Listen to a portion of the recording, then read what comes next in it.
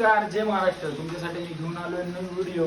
काल आपण जे साप घेतला होता एका आजी कोण तो साप आपण फॉरेस्टमध्ये सोडला, तो साप कसा काढतो पण असा एक छोटासा व्हिडिओ मी बनवलेला आहे.